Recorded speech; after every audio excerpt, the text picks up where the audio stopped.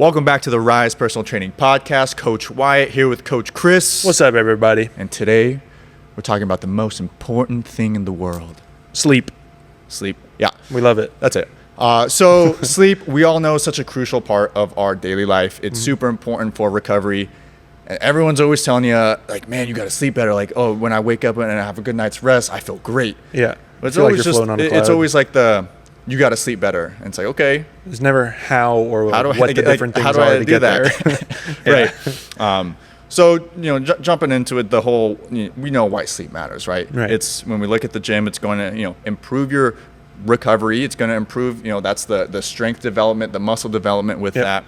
Your energy is just going to be better. You're going to feel like $1,000,000. Your hunger, your appetite's going to regulate a little bit better. You're going to have better ways of, or better habits of eating, stuff like that. People don't think about that too. It's like if you have a bad night's sleep, you wake up, the cravings are a little more. It's like that's not something you realize until it's not craving like good things. It's not craving good Never things. Craving good things. Some of the donut sounds really good, Yeah, and you have the basic immune function, your joints, like just the overall recovery. Like it is the secret drug to feeling better. Right.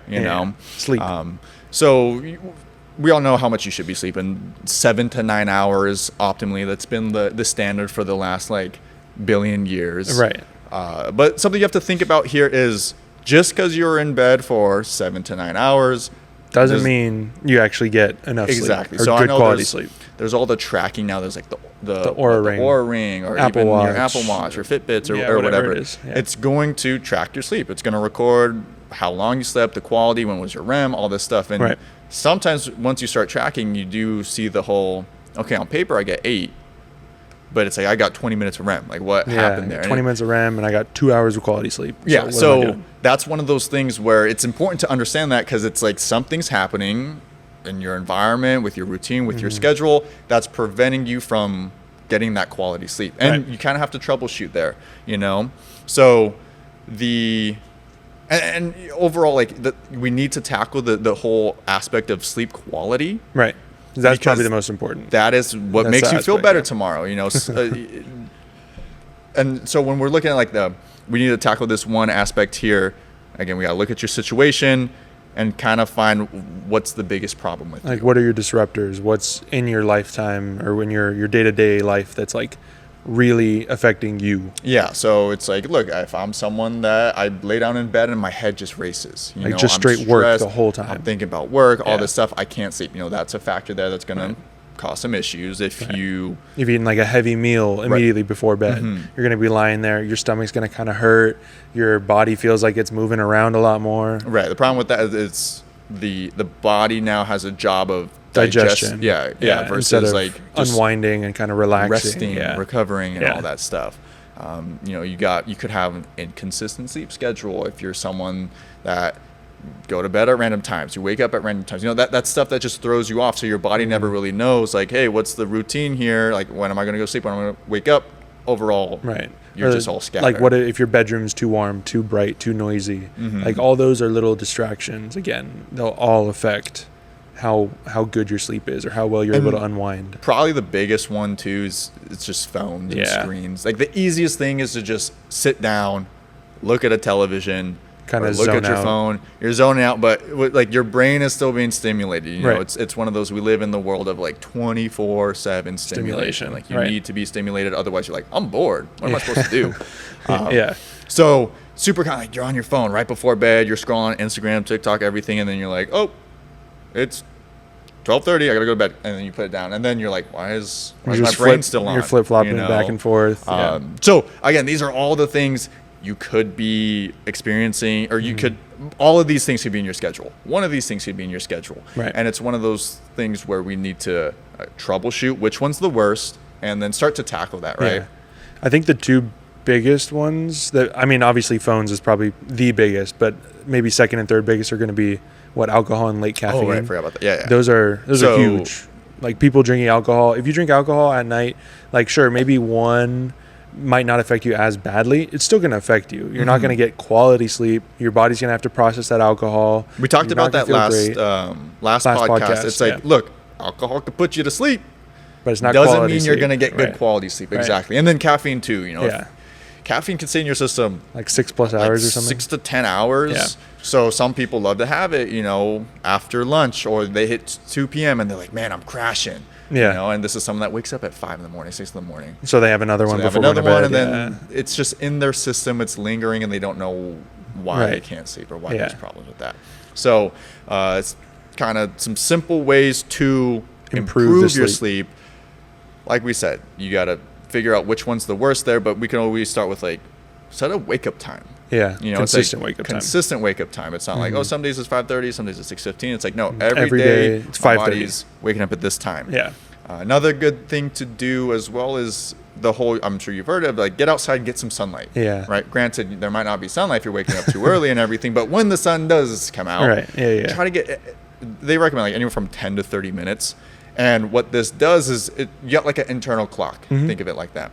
And so that's basically telling your body hey, it's morning. It's time to get going. Things are leveling out internally. This is your day. We're getting started. Right. So that, when it's nighttime, the body and the internal clock's not like, where are we? What's happening? Yeah. It's you can kind of unwind quicker. You wake up early. You go to if your work is somewhere inside and maybe, you're not close to the sun side of the sunrise and everything, you're in darkness for a while. You just have the lights inside. So your body honestly, that's me in the morning. Like here at the gym, I get here, it's pretty dark outside. There's almost nothing. I walk inside, lights are off until I'm turning them on at 5:50, opening the front door.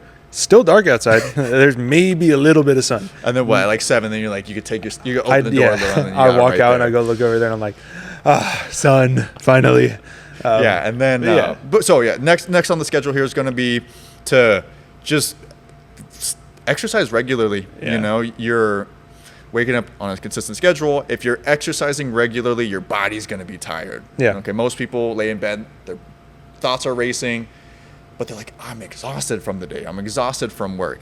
But you don't work out. The brain's tired. The body's still good to go. Yeah. The body could still operate. And so when you lift and you exercise regularly, your body's done so. You know, it needs its sleep. It needs its rest because we lifted weights. It knows it has to recover. Right. And then another one kind of on that one is create a little routine before bed. It doesn't have to be really long, maybe 30 minutes, 60 minutes, an hour before bed. You kind of have your routine. Okay, I'm going to go brush my teeth and go wash my face. I'm going to go get my bed ready, turn on a heating pad or whatever it is that you need. And then by the time you've gotten in that routine, your brain already knows, hey, I'm starting my routine to go to bed. Maybe I should start unwinding. Right. And then by the time you've done that routine for 2 weeks, your brain is already ready to go to bed by the time you're done with the routine. And you can get in bed, close your eyes, and you're out. Right. We're creatures of routine and habit. Yeah. Yes. So if there's no routine or habit there, it's going to be a mess. Yeah. I know for me personally, it's time for bed. Me and my fiance go brush our teeth. Now, props to her. She can lay down anywhere and just pass out. I'm so jealous. That's pretty much how my wife is as well. It's crazy, but I don't get it. It's okay. But what I found, what works for me is, the lights are off. I have a foam roller right by my bed. I'm always going to do a real quick stretch, a real quick rollout right before bed. Lights are off. So it's one of those, I don't have any screens. I don't have any, nothing that's stimulating my brain. Right. And I'm just rolling and stretching. And then before I know it, I've done it for 5 minutes, 5 to 10 minutes. And then my body feels better because, my legs are tight, my shoulders tight. And my body's just ready for, okay, go in bed. Yeah. And I just knock out. Yeah. Versus if I'm one more game before I go to bed. Yeah. And I turn it off, brush my teeth, lay in bed. I'm like, why am I not tired? What's happening? It's because I was just playing a video game. Just what's chaos happening? Yeah. I've been trying to do, recently I've been working on that. I've been doing more reading a book for 5-10 minutes, see how it helps. Granted, if it's a good book, I do get lost in it a little bit. So I might be reading for 30 minutes. But I do realize once I'm able to close the book, put it down, my thoughts aren't racing. I'm not thinking about other things. I'm able to kind of disconnect. And then for me, it's almost just no thoughts. Brain's off.